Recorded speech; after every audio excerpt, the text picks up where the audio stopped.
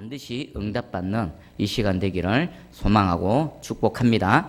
자, 오늘 15장, 16장 두 장을 살펴볼 겁니다. 15장, 16장은요, 모압에 관한 경고입니다. 모압. 앞에 지난 시간은 어떤 나라를 살펴봤습니까? 바벨론, 아수르, 그리고 블레셋입니다.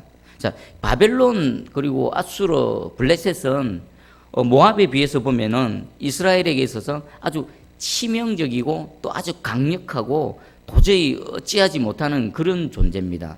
그런데 이 모압은요, 또 다른 성격을 갖고 있습니다. 모압은 늘 곁에 붙어 있습니다. 모압의 출신이 어디입니까? 그 아브라함의 조카 롯의 그 후손들입니다. 그러면 이스라엘, 아브라함의 후손인 이스라엘이나 그 아브라함의 조카 롯의 후손인 이 모압 족속이나 사실은 형제 나라죠. 형제인 겁니다. 한 혈통인 것입니다. 그런 면에서 보면요, 아주 가깝습니다. 그리고 하나님께서도 이 모압이나 암몬에 대해서 특별한 은혜를 베풀어 주셨습니다. 출애굽할 때에 이스라엘 백성들이 그 여정 가운데에 모압이나 암몬 경계에 이르면 하나님께서는 분명히 말씀하셨습니다. 모압 땅과 암몬 땅은 침범하지 마라.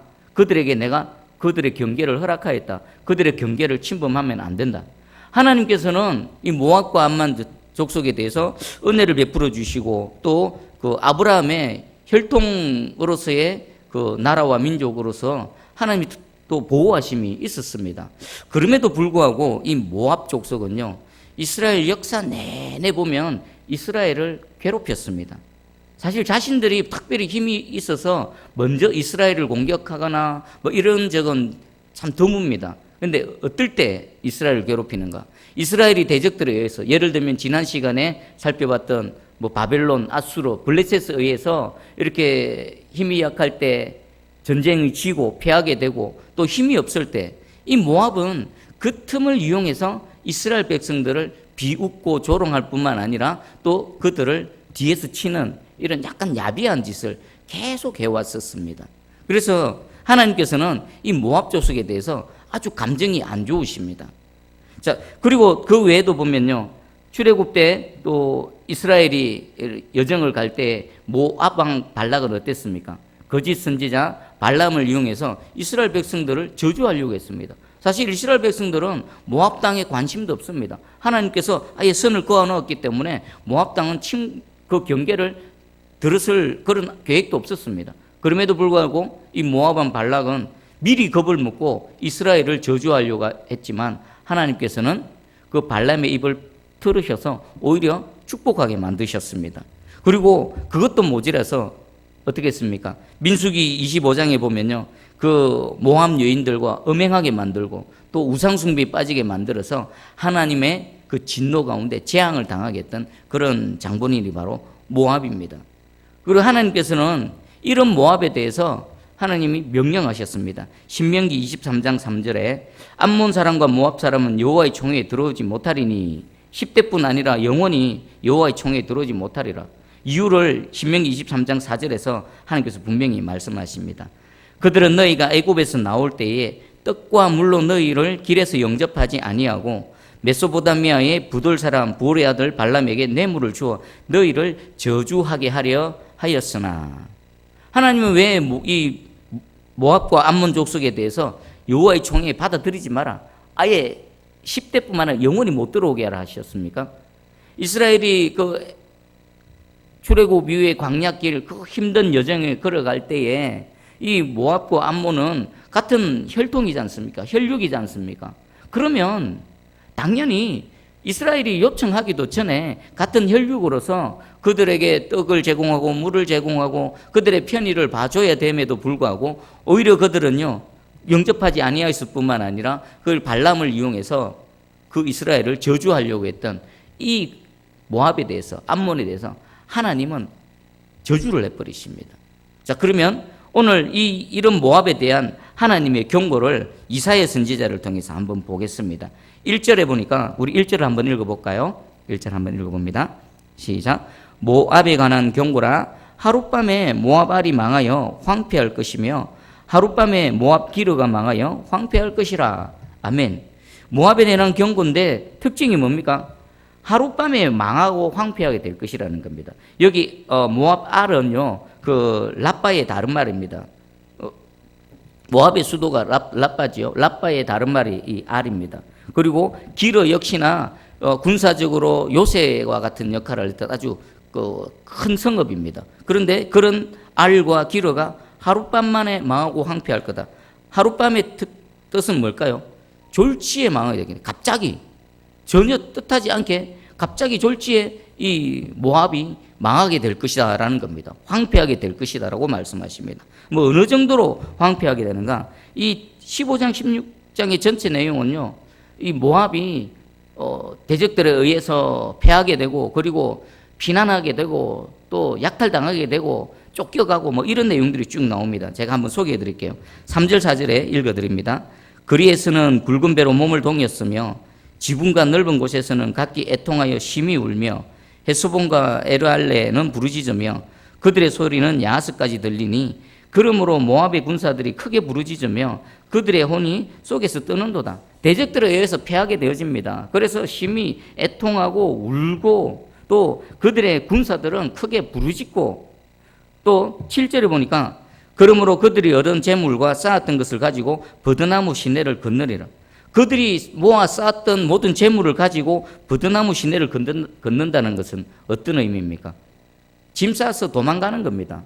안 죽으려고 짐을 막 싸가지고 피난 가고 있는 그 모습을 7절에서 하나님 말씀하십니다. 그런데 단순히 전쟁에서 패하게 되고 살기 위해서 그동안 모아뒀던 거 다 싸서 도망가면 거기서 끝나는 것이 아니라 하나님은 그들을 계속 추적하십니다. 계속 뒤쫓았습니다. 9절에 보니까 디몬 물에는 피가 가득함이로다. 그럴지라도 내가 디몬의 재앙을 더 내리되 모압에 도피한 자와 그 땅에 남은 자에게 사자를 보내리라.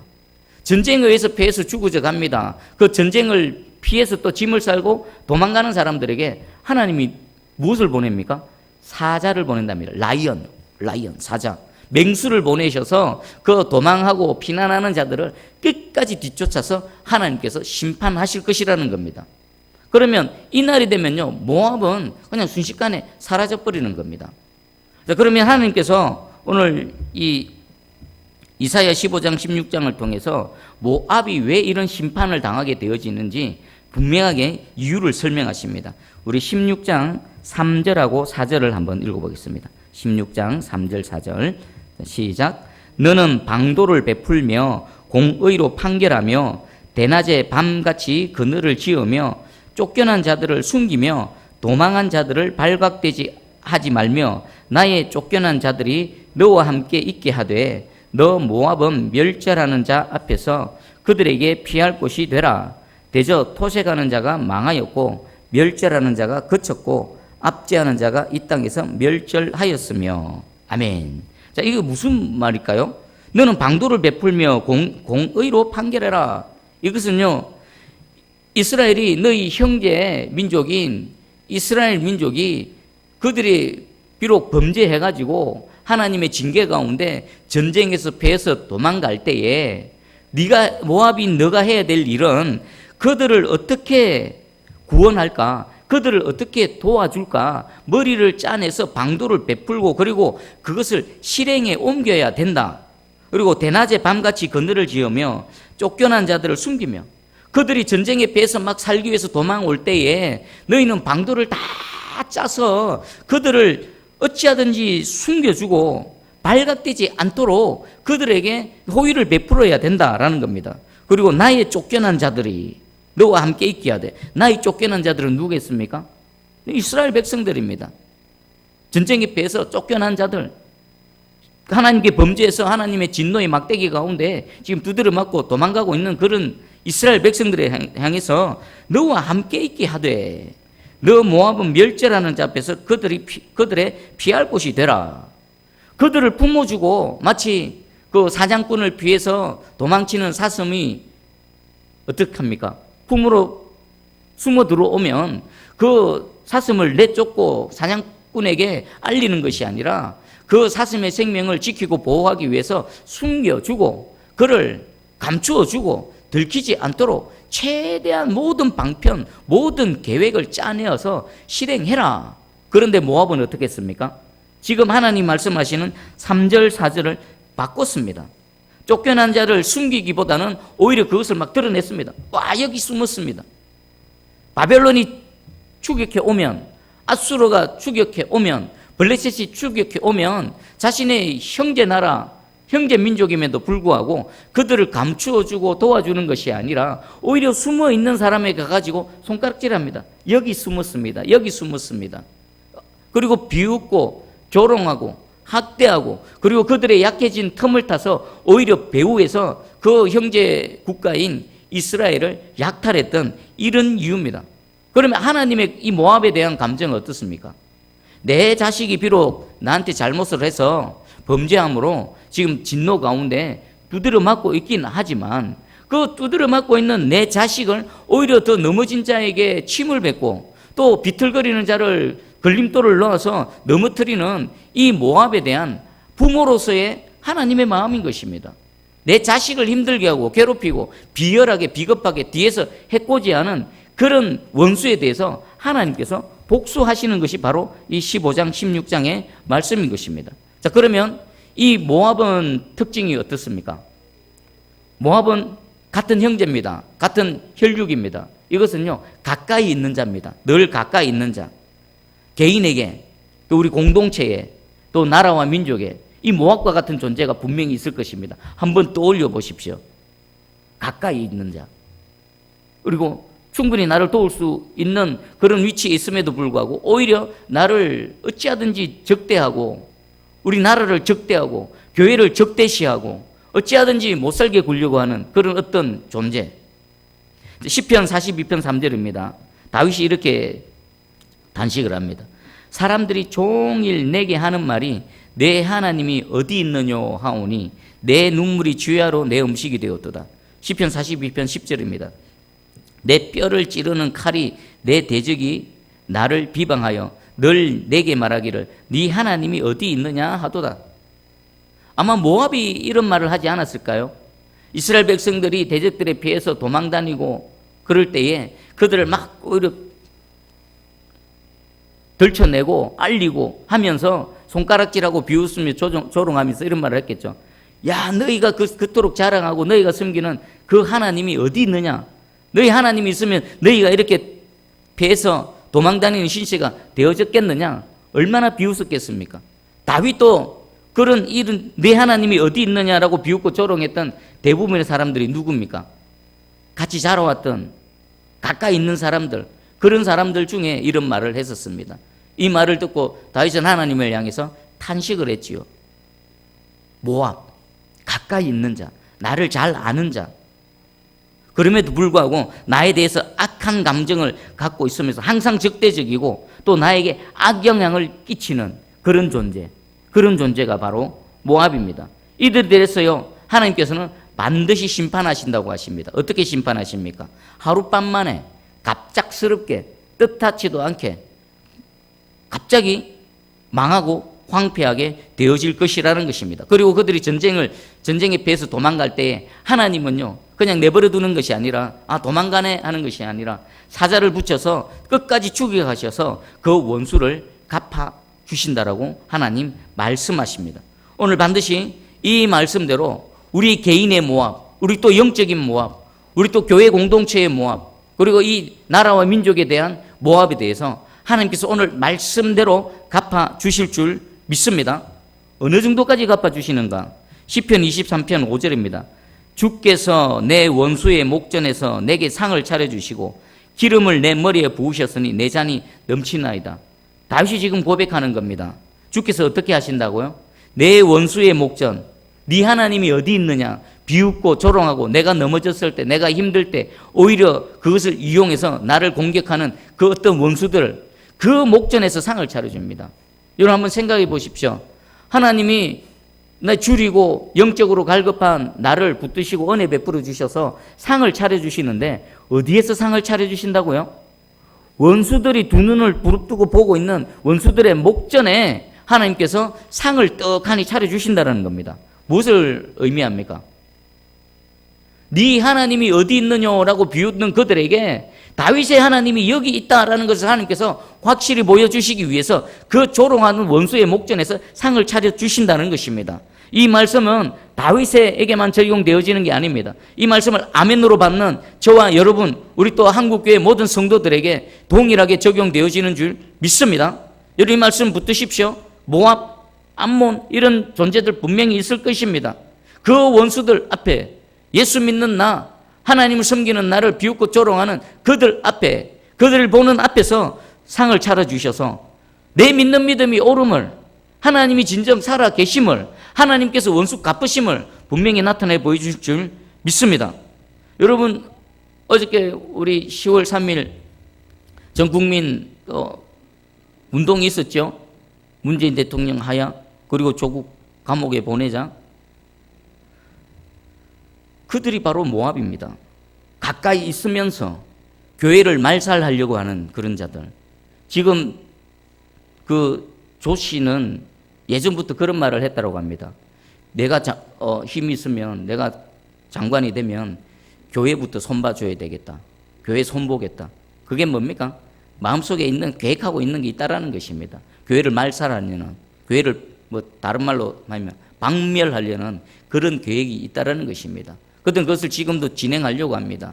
지금 전 국민이 일어나서 그것을 다시 되돌리기 위해서 어제 서울 광화문에서 집회가 있었습니다. 근데 참 너무 해도 너무하죠. TV 언론에서는 그 수백만이 모여서 그렇게 집회를 하는데 그 시간에는 어느 방송국에도 상영을 실시간으로 중계를 안 하더라고요. 그 나중에 저녁 때 되니까 어찌하든지 폄하하고 축소하고 왜곡하고 별것 아닌 것처럼 어느 특정한 집단이 그냥 하는 작은 어떤 것처럼 그렇게 만들고 있더라고요. 자, 그러면 이들에 대해서 하나님은 어떻게 하실까요? 그들이 권력이 있어서 마음대로 할 것 같습니다. 그들이 힘이 있어서 지금 백성들의 외침을 무시해도 아무런 일도 안 일어나고 그냥 지나갈 것 같습니다. 절대로 그렇지 않습니다. 하나님은 반드시 갚으십니다. 하나님의 백성들을 대적하는 자들에 대해서 하나님은 결코 용납치 않으십니다. 오늘 오후에 보니까 정광훈 목사님을 내란 성동죄로 또 고발했더라고요. 내란 성동죄는요, 사형에 해당됩니다. 위협하고 협박하는 겁니다. 근데 정광훈 목사님 눈하는 깜짝 안 하겠죠. 오히려 날 죽기를 원하고 계십니다. 순교하기를 원하고 계십니다. 자, 지금 우리 나라에도 이런 모압이 있습니다. 특별히 그들은 교회에, 한국 교회의 모압과 같은 세력들입니다. 그들은 교회를 잡아먹지 못해서 지금 계속해서 교회를 노리고 있습니다. 힘만 생기면 교회와 하나님의 백성들에 대해서 어떻게 하든지 괴롭히려고 하고 있습니다. 그들이 바로 모압과 같은 존재들입니다. 그리고 범위를 줄이면요, 여러분 개인에게도 모압과 같은 어떤 존재가 있을 것이고, 우리 새순교회 공동체도 보면요, 주변의 이웃 중에서 교회를 향해서 험담하고 악의적으로 악한 말을 퍼뜨리는 그런 모압과 같은 존재들이 있을 것입니다. 여러분 한번 두고 보십시오. 하나님께서는 반드시 하나님의 백성들, 하나님의 그 예배 공동체에 대해서 비웃고 조롱하고 악의적으로 대하는 그런 자들에 대해서 하나님 결코 용납치 않으십니다. 반드시 이 말씀대로 갚아 주실 줄 믿습니다. 제가 다시 한번 15장 1절을 읽겠습니다. 모압에 관한 경고라. 하룻밤에 모압알이 망하여 황폐할 것이며 하룻밤에 모압 기르가 망하여 황폐할 것이라. 하나님께서는 우리의 모든 영육간의 모압에 대해서 이 말씀대로 행하실 줄 믿습니다. 승리의 그날을 기대하시면서 하나님 이 말씀대로 지금 우리 이 나라와 민족, 우리 한국 교회 가운데 역사하여 주시옵소서. 우리 새순교회 공동체 가운데 역사하여 주시옵소서. 나 개인의, 우리 가정에 이 모압들을 제거해 주셔서 하나님이 정말 나의 하나님이시고 내가 믿는 하나님이 정말 살아계시고 다윗이 고백했던 것처럼 주께서 내 원수의 목전에서 상을 차려주시는 이 은혜로 승리를 누리게 하여 주시옵소서. 기도하며 나아가는 이 밤 되기를 간절히 소망합니다.